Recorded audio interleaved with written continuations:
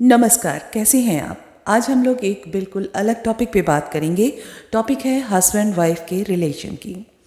जैसे कि आप जानते हैं, हस्बैंड और वाइफ का रिलेशन बहुत ही प्यारा होता है, लेकिन बहुत सी वाइफ का ये कहना है कि उनके हस्बैंड उनकी रिस्पेक्ट नहीं करते, उनको सम्मान नहीं देते, उनको सबके सामने इंसल्ट करते हैं, या जो उनको सम्मान मिलना चाहिए वो सम्मान हस्बैंड नहीं देते हैं। उधर हस्बैंड का कहना होता है कि उनकी वाइफ बहुत अच्छी नहीं है या बहुत खूबसूरत नहीं है, कामों को अच्छे से मैनेज नहीं करती है, बेतरतीब से रहती है, कोई मतलब नहीं होता है। एक तरीके से कहा जाए तो उनकी वाइफ स्मार्ट नहीं है। तो दोनों को एक दूसरे से बहुत सारी दिक्कतें हो सकती हैं। तो सबसे पहली बात जो हस्बैंड और वाइफ को समझनी चाहिए कि आप अब रियल में हस्बैंड वाइफ हो, कोई परी कहानियों के प्रेमी प्रेमिका नहीं हो या राजकुमार राजकुमारी नहीं हो जो सब आपके साथ अच्छा अच्छा होगा। क्योंकि अभी तक आप एक दूसरे को अच्छे से जानते नहीं थे, अब एक साथ रहने लगे हैं। दिन भर की दुश्वारियाँ भी होंगी, प्यार मोहब्बत की बातें भी होंगी, लड़ाई झगड़ा भी होगा, बहुत सी जगह अपने अपने विचारों में डिफरेंसेस भी होंगे। तो आपको सबसे पहले ये समझना चाहिए कि अब आप रियल वर्ल्ड में हैं, कोई फैंटेसी वर्ल्ड में नहीं है। आप अपने घर में ही देख लीजिए, आप अपने पेरेंट्स से, भाई बहन से, किसी न किसी से डिफरेंसेस रखते ही हैं विचारों में, तो हस्बैंड से भी होना स्वाभाविक है। इस बात को आप मान के चलिए, यही रियलिटी है।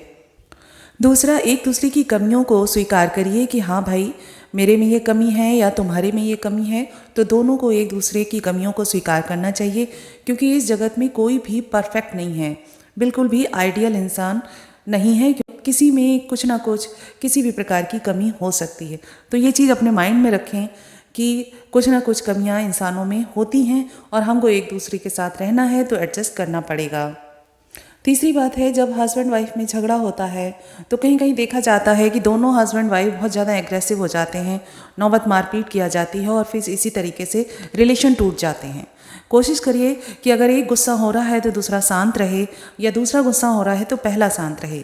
क्योंकि अगर दोनों गुस्सा करेंगे तो फिर नौबत संबंध टूटने तक की ही आ सकती है। तो समझदारी इसी में है कि अगर एक गुस्सा करता है तो दूसरा शांत रहे, बात को समझे, और जब आपका गुस्सा शांत हो जाए तो दोनों बैठकर विचार करिए कि इसमें किसका नुकसान है और किसका फ़ायदा है।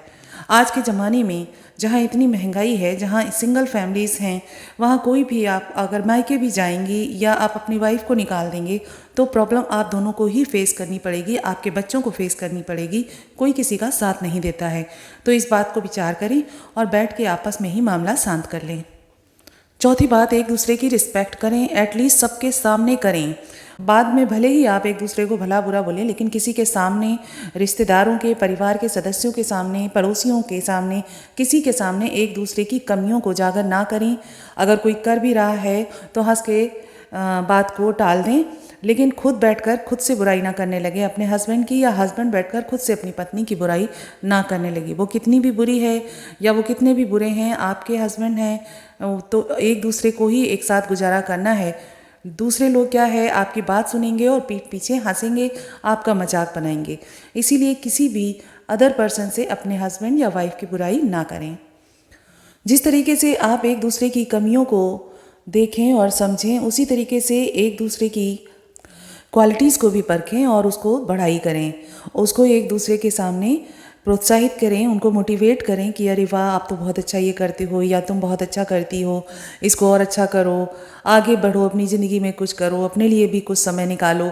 इस तरह की बातों से आप एक दूसरे को मोटिवेट कर सकते हैं और आपसी प्यार बढ़ा सकते हैं। एक जो सबसे बड़ी बात है, आज की भागदौड़ वाली ज़िंदगी में हस्बैंड वाइफ को कुछ पर्सनल समय भी अपना निकालना चाहिए एक दूसरे के साथ गुजारने के लिए। होता यह है कि हस्बैंड भी थका आ रहा है और पत्नी भी घर के काम काजों में इतना थक जाती है कि जाते ही अपना जो भी है रोना लेके नहीं बैठते हैं। लेकिन आप इसके लिए आधा घंटा अलग से रख, दोनों अपनी दिन भर की बातों को एक दूसरे के साथ शेयर करें। इससे आपसी सामंजस्य बढ़ेगा और आपस में विश्वास बढ़ेगा, एक दूसरे के प्रति सम्मान भी बढ़ेगा। तो इन छोटी छोटी बातों का ध्यान रखकर आपस में सौहार्द और प्रेम बनाए रखें, और याद रखें, कोई किसी का पूरा नहीं करता है, फैमिली आप दोनों को ही चलानी है।